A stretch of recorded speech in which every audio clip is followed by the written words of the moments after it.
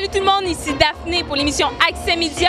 Aujourd'hui, j'ai la chance de rencontrer Geneviève Borne directement du Festival de mode et design de Montréal 2010.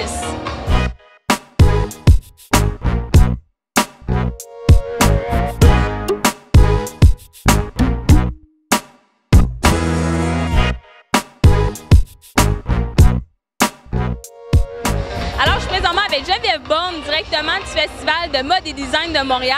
Comment ça va? Ça va très, très bien. Est-ce qu'il y a une super belle ambiance ici? Jusqu'à maintenant, il fait beau. On se croise les doigts. Ça se passe très bien. Il y a beaucoup de monde, il y a beaucoup d'activités. C'est un défilé de mode après l'autre. Il y a des spectacles, il y a des DJ. C'est vraiment, vraiment agréable. Puis on sait que tu as été dans le monde de la mode assez longtemps. Comment ça te sent d'être encore la porte-parole pour une deuxième fois, si je ne me trompe pas, du festival en tant que tel? Oui, bien, on dirait que le monde de la mode, je le quitte jamais parce que j'aime beaucoup ça. Je suis porte-parole du magazine Clin d'œil, donc je fais beaucoup de shooting photos de mode avec eux. C'est super le fun. Puis le Festival Mode et Design m'a approché pour que je sois la porte-parole et j'ai accepté tout de suite parce que c'est un événement que j'aime beaucoup parce que c'est un événement qui rassemble mes plus grandes passions, la musique, la mode, le design aussi. J'aime le fait que ça se passe en plein centre-ville de Montréal, que ce soit accessible à tout le monde.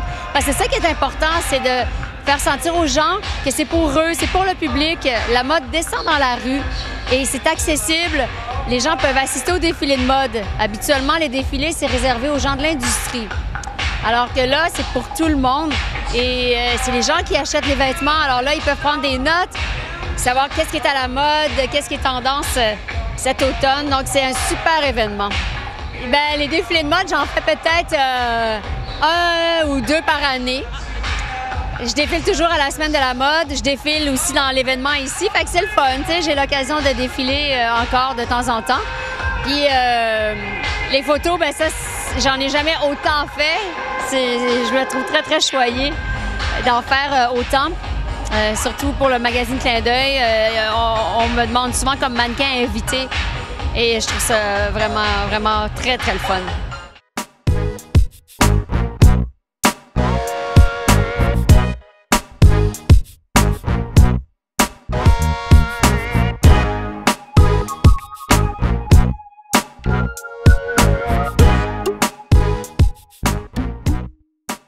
Puis pour toi, quel serait le standard pour un mannequin?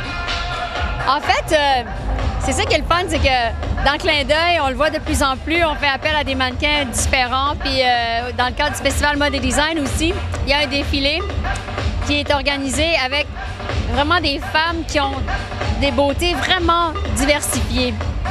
Et de plus en plus, ça se passe comme ça parce que comme on s'adresse aux gens, il faut que les gens puissent s'identifier aux mannequins qu'ils voient dans les magazines et aussi sur la passerelle. Mais c'est sûr que dans l'industrie comme telle, il y a quand même des standards de grandeur, de minceur, de photogénie, tout ça. Je pense pas que ça va changer complètement. Mais on sent quand même de plus en plus une ouverture à représenter une plus grande diversité corporelle et ça, c'est tant mieux. Une chance, parce qu'on s'entend, c'est pas tout le monde qui a la chance justement d'être grande, mince, puis de pouvoir faire les défilés. Alors, Clin d'œil ouvre une grande porte à ces dames-là, en fait, qui veulent faire partie. Ah oui, récemment, dans Clin d'œil, il y avait un shooting avec une fille magnifique qui était ronde, là, puis ils ont eu tellement de bons commentaires parce que justement, les femmes se disent « Ah, OK, ben moi, j'ai l'air de ça. Ça veut dire que ça pourrait bien me faire, ça. » Alors, et la beauté, ce n'est pas qu'une chose, hein? Ce n'est pas qu'une allure, ce n'est pas qu'un genre de corps. La beauté, c'est dans la diversité aussi. Écoute, c'est sûr que les jeunes ont toujours des modèles et les modèles, parfois, que les jeunes filles choisissent, parfois, c'est les mannequins. Souvent, c'est des filles qui sont très, très minces. Puis, malheureusement, les jeunes vont vouloir automatiquement adopter cette allure physique-là.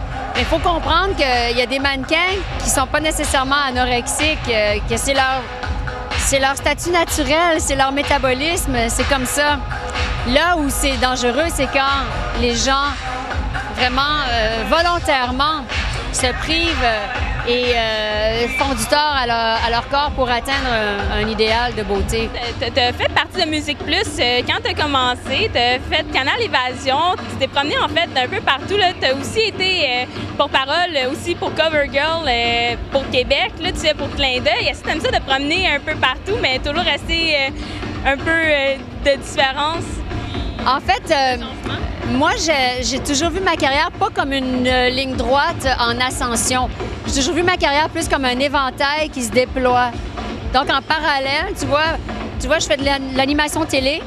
En parallèle, je fais beaucoup de choses dans le monde de la mode. Je fais des émissions de voyage. Je fais des émissions de musique. Tout ça, ça me passionne. Je fais beaucoup de photos. J'ai fait beaucoup de DJ parce que j'aimais ça. Donc, pour moi, c'est de développer des choses en parallèle parce que ça m'intéresse, parce que c'est des passions que je veux explorer. Alors, je vois pas ça comme une ascension comme ça, mais plus comme un éventail qui s'ouvre. Puis de tous ceux que tu n'aurais pas eu encore la chance de faire, c'est quel le prochain but que tu vises? Ah, peut-être me créer une collection de vêtements. Ça, j'aimerais beaucoup ça. Oui, parce que ça arrive souvent qu'il y a des vêtements que j'aimerais avoir, mais que je trouve pas.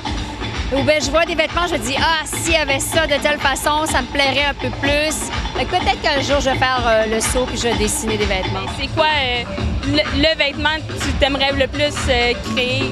Jupe, t-shirt, jeans? Ah, des pantalons cool noirs. J'ai une ligne en tête là, que j'aimerais beaucoup. Puis des tops, des choses très futuristes, asymétriques. Ça serait vraiment ça. Si je faisais une collection de vêtements, on serait dans le futur, dans le noir et dans l'asymétrie, c'est sûr. Tu t'habilles selon tes humeurs? Oui, absolument. Là, comme aujourd'hui, je me sentais très féminine. J'ai mis une petite robe rouge. J'ai mis des talons plats. Aujourd'hui, bien, des talons plats, il n'y a pas de talons. J'ai mis des souliers plats parce que hier soir, j'étais en talons hauts, mais je me suis promenée beaucoup sur le site, j'avais mal aux pieds. Là, j'ai pas envie aujourd'hui, j'ai envie d'être bien.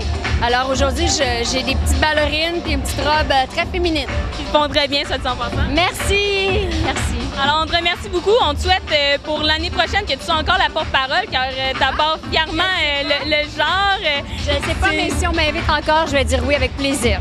Ce serait super cool de te revoir une autre année de suite. Alors, on te remercie beaucoup pour cette petite entrevue, en fait. Puis, on te souhaite la meilleure des chances dans tous les projets, photographie, télé, magazine, mode, tout ce qui peut venir. Merci, t'es bien gentille.